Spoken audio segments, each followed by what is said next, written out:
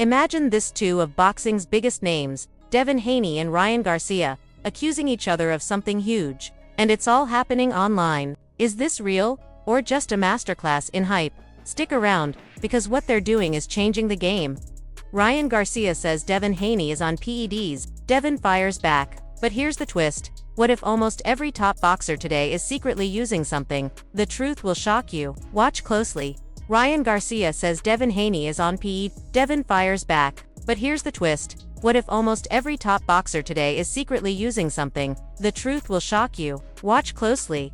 Two fighters, one social media war, and a secret that most fans don't see. Devin Haney versus Ryan Garcia isn't just a fight, it's a battle for reputation, hype, and the truth behind boxing's biggest question. Who's really clean? Pet accusations, social media feuds, and mind games. Devin Haney and Ryan Garcia are at it again. But what's real, and what's just hype? You won't believe what we uncovered.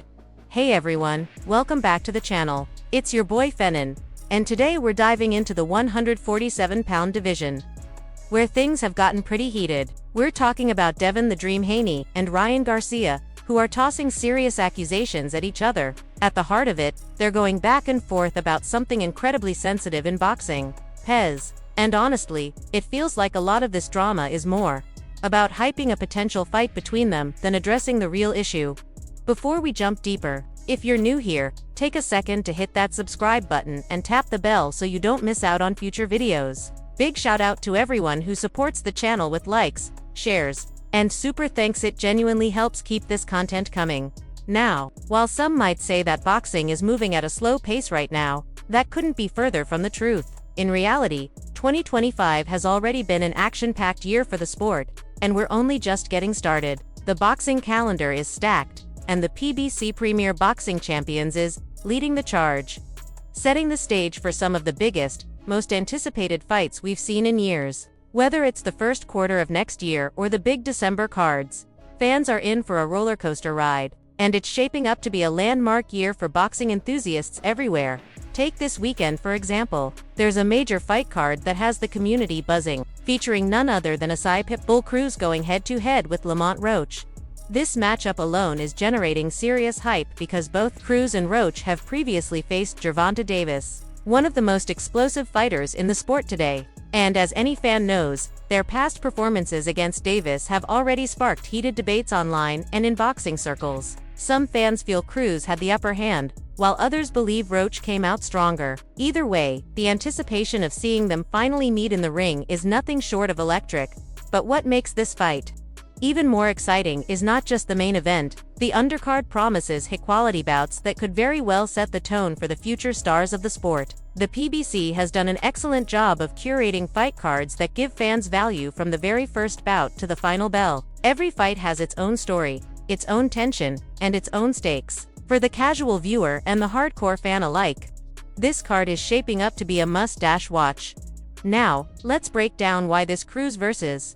Roach fight is so compelling. Both fighters have showcased impressive skills and resilience in their previous fights, and their encounters with Gervonta Davis only added layers to their reputations. Cruz is known for his aggressive style, precise punching, and the ability to adapt mid-fight, while Roach brings speed, sharp counters, and an uncanny ability to read his opponents. Matching these two in the ring is like watching two puzzle pieces fight to see who fits best in the championship landscape.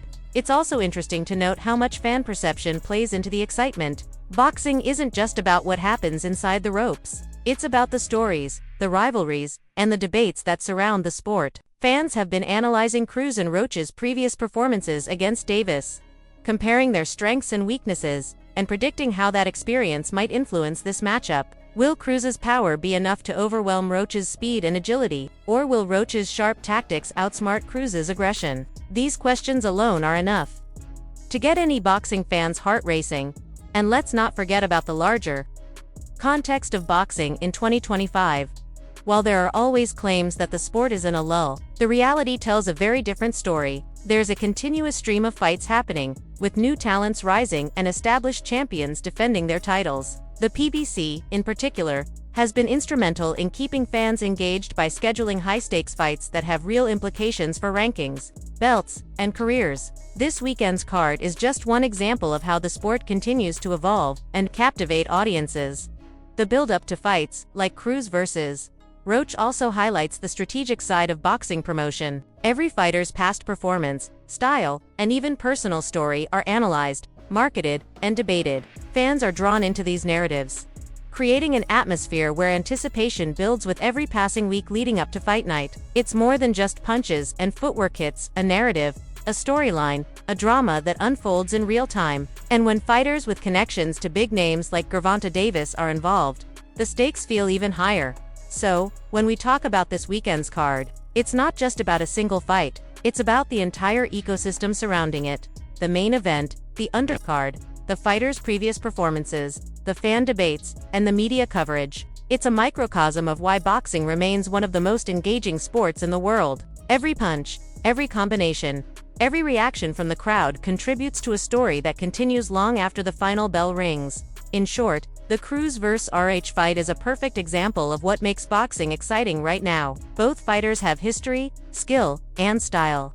And seeing them clash in the ring is not only a test of their abilities, but also a spectacle for fans. With a stacked undercard and the larger PBC landscape in mind, this weekend promises to be a highlight of 2025 for boxing fans everywhere. Whether you're tuning in for the main event or following the storylines of the undercard fighters, there's no denying that the sport is alive, dynamic, and more thrilling than ever. So, get ready, boxing fans. This weekend isn't just another set of fights, it's an experience, a statement that 2025 is proving to be one of the most exciting years in the sport. And cards like Cruz vs. Roach are just the tip of the iceberg. But, back to today's main topic. The social media feud between Ryan Garcia and Devin Haney. What's frustrating is how a serious issue is being turned into entertainment. It all kicked off when Ryan suggested, based on a source, that Devin might be on PEDs. Devin fired back, claiming he knows Ryan is the one using them, citing his own observations in the ring, like Devin looking bigger and stronger when he knocked down Brian Norman Jr. Here's the thing. Joking or casually throwing around accusations about PEDs isn't just careless, it's dangerous. Boxing already has its controversies, and these kinds of claims, especially when amplified on social media, can seriously affect reputations and careers. This back and forth might sell tickets or boost views, but it's not the kind of conversation the sport needs right now. So, let's break it down calmly, analyze what's happening, and separate real issues from hype. Because boxing deserves more than just drama for clicks.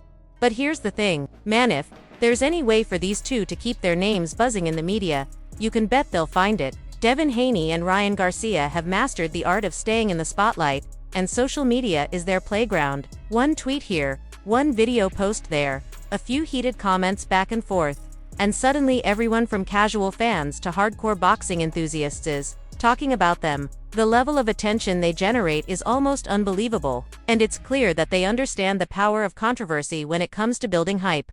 Watching their interactions sometimes feels less like real-life sport and more like a scripted drama. The back and forth, the jabs, the accusations, it's all there.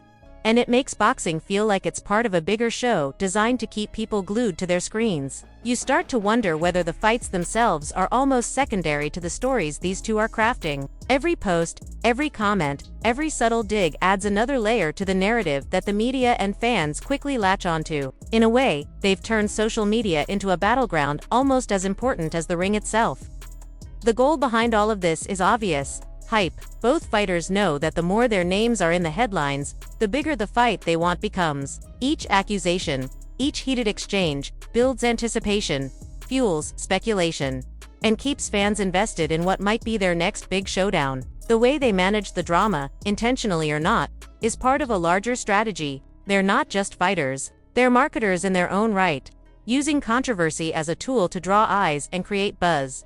But it's a double-edged sword. While the media attention can be massive, it also risks making boxing look fake or overly dramatic. Fans can start to question what's real and what's just part of the show. Yet, Devin and Ryan seem to thrive in that space, keeping the conversation alive and ensuring that whenever a potential fight is finally announced, the excitement and curiosity have already reached a fever pitch. At the end of the day, whether you love it or hate it, you can't deny their effectiveness. they've managed to make themselves impossible to ignore, proving that in today's boxing world, controlling the narrative outside the ring can be just as powerful as what happens inside it. The only catch: we don't even know if there's a clear path for them to face each other. But even without confirmation, it's easily the biggest matchup available for both guys. So, when Ryan claims Devin is using PEDs, or Devin fires back with his own accusations, I'm not putting a lot of weight on it. Even the whole Ostarine situation with Ryan never convinced me. If he did test positive, I personally don't believe that tiny trace of Ostarine was the real issue. It looked more like contamination, similar to how the WBC handled Subriel Mati. He served a short suspension and then went right back to defending his belt against Dalton Smith. Honestly, there are too many mind games and setups in this sport. It's hard to take these social media accusations seriously anymore. What I do take seriously, though, was the overall PED situation in boxing. A lot of insiders quietly agree that well over 90% of fighters are using some type of performance enhancer today. And if that's true, it's safe to assume that most of the top performers, the champions, the contenders, the guys headlining major cards, are part of that group. Maybe 10% of fighters are completely clean, and they're either scattered across random levels or sitting near the bottom of the rankings. So, if 9 out of 10 boxers are on something, then the chances of either Ryan or Devin being clean are low. In fact, the odds say both of them are likely on something. The real question is, can the current testing system actually catch anyone? I've mentioned this before, on Twitter, but from what I've heard, random drug testing doesn't operate the way fans imagine. Fighters aren't always tested for the full list of substances every time. Instead, the panel of things they check for is smaller and it changes from test to test. You never know which substances they're screening for on any given day. This approach is supposed to save money so more fighters can be tested. They rotate the testing categories, and over time, each fighter will eventually be checked for everything. In theory, that keeps fighters on their toes. But here's the problem. If someone on the inside can manipulate the process, certain athletes might never be tested for the substances they actually use, or they might get tipped off about what's being tested and when. Once you add insider influence to the mix, the whole system becomes shaky, and that's why these accusations between Ryan and Devin feel more like promotion than truth. In a sport where the testing system itself has loopholes, pointing fingers becomes just another marketing tool, not a real attempt to clean up boxing. Honestly, I don't think it's a good look for guys like Devin Haney or Ryan Garcia to joke around about this stuff. Devin with the weight gain after weigh-ins, and Ryan with the positive Austrian test. These are serious topics, and making light of them only fuels suspicion. And can we not make boxing feel completely fake? The back and forth on social media already blurs the line between real and staged drama. When fighters start joking about whether they're on something or not, it just normalizes the idea that most of the sport could be using enhancements, and that's not something to make light of. Anyway, that's my take. I'd love to hear what you think, so drop your thoughts in the comments. I'm out.